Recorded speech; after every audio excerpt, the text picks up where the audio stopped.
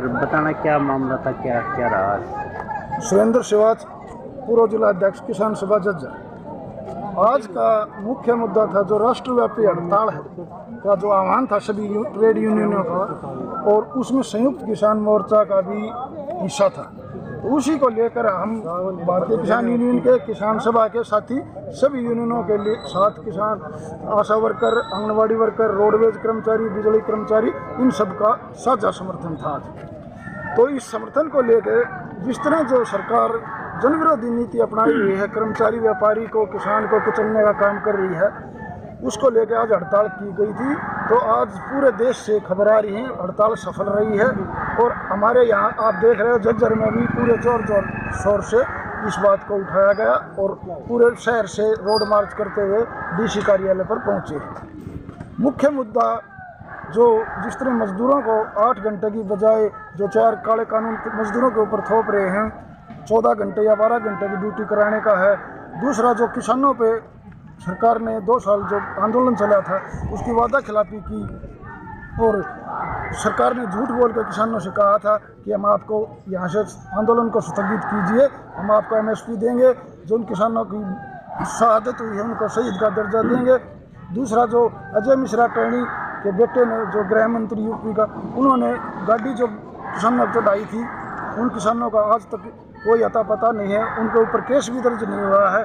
तो एक उस मांग को लेकर मुख्य मुद्दा। लेकिन जब 2 साल तक आंदोलन प्रदर्शन करने के बावजूद सरकार बाज नहीं आई, तो आज पंजाब का किसान और हरियाणा का किसान और पूरे देश का किसान दोबारा दिल्ली जाने को लामबंद है। तो बीच बीच में खट्टर सरकार जिस तरह से गड्ढे खोदने का काम कर रही है, दूसरा वाटर कैनन से, प्लास्टिक की गोलियों से और आंसू गैस के गोले से जो किसान को दमनकारी नीति से दबाने का काम कर रही है, ये बिल्कुल बर्दाश्त नहीं है। हम इसकी कड़ी शब्दों में निंदा करते हैं। दूसरा, अगर सरकार वार्तालाप का जो बातचीत का जो चल रहा है दौर, सरकार अगर इस बात को हमारी को मानती है 2 दिन में तो ठीक है, नहीं तो पूरा हरियाणा की खाप पंचायत और किसान संगठन संयुक्त मोर्चा के आह्वान पर पूरा का पूरा फिर दिल्ली की तरफ पहुँचा। तब तक मिड डे मील वर्करों की लड़ाई जारी रहेगी, और आने वाले टाइम में खट्टर को हम दिखाएंगे ये तेरी तानाशाही नहीं सहेंगे। मिड डे मील वर्कर को पक्का करना पड़ेगा, नहीं तो हमारे हरियाणा से जाना पड़ेगा। शिक्षा मंत्री भी कहते हैं कि आप भी जायज मांगे हैं, हम 23 जनवरी ने मिलके आए, हमारे को मिलने का टाइम दिया, लेकिन ये खाली कहने से काम नहीं चलेगा, काम नहीं चलेगा, और हमें लड़ना पड़ेगा। इसके लिए हम लड़ेंगे इस सरकार से, और जो हमारे हक अधिकार है वो लेके रहेंगे। हम सरकार से कहते हैं कि हम 8 घंटे काम करेंगे स्कूल में, हमारे को 8 घंटे का मानदेय दिया जाए। सरकार हाजिरी हमने लागू करवाई, लेकिन अब क्या कह रहे हैं, कोई टीचर तो मनमानी कर रहे हैं कि आप 8 बजे आओ और स्कूल टाइम तक रहो। कोई ऐसा लेटर नहीं है ऊपर से कि आप इतने बजे आओ, और हम कहते हैं सरकार से कि हमारे को बुलाओ 8 बजे, कोई दिक्कत नहीं, हमारे से 8 घंटे का काम लो, हमें कोई दिक्कत नहीं, लेकिन उस काम के बदले हमारे को पूरा दाम दो। हम ये बिल्कुल बगैर प्रथा नहीं सहेंगे।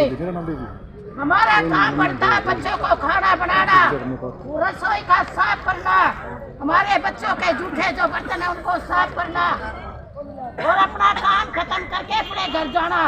लेकिन मनमानी करते हैं टीचर कि आप इतने बजे तक रहो, ऐसा कोई लेटर नहीं है।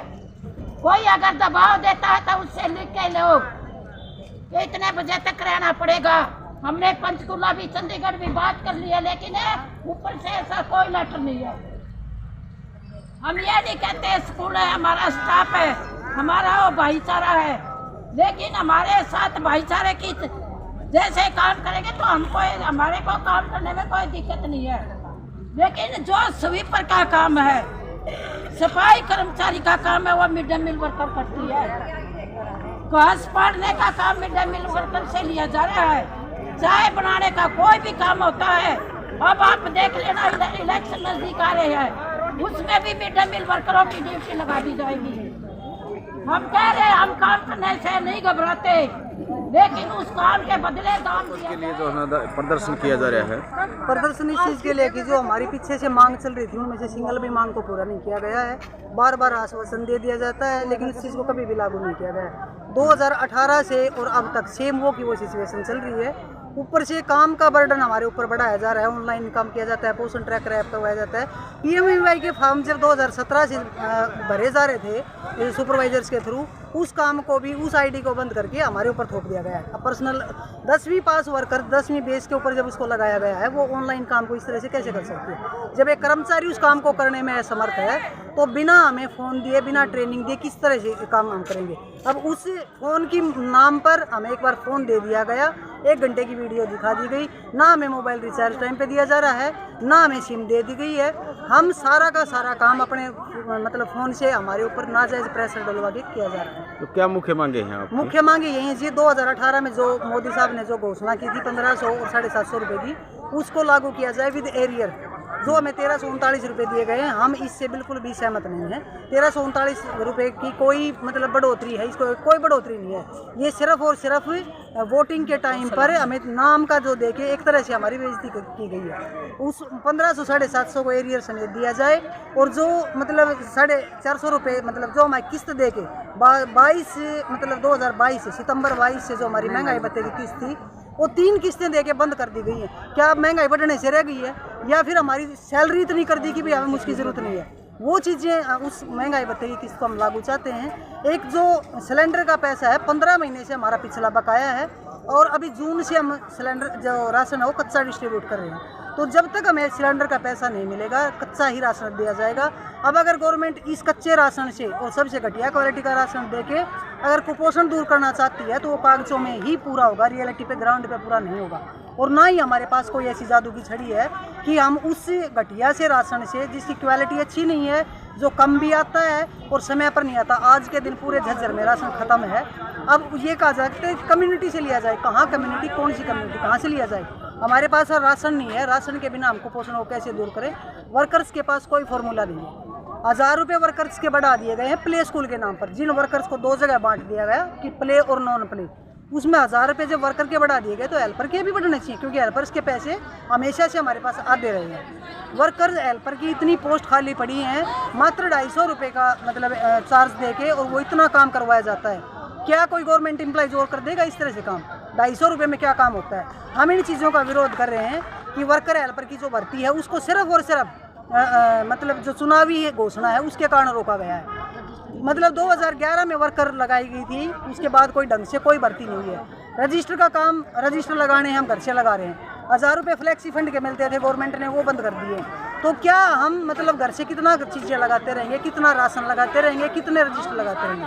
हम इन चीज़ों का विरोध करते हैं, और यही हमारी समस्याएं हैं, मांगे कुछ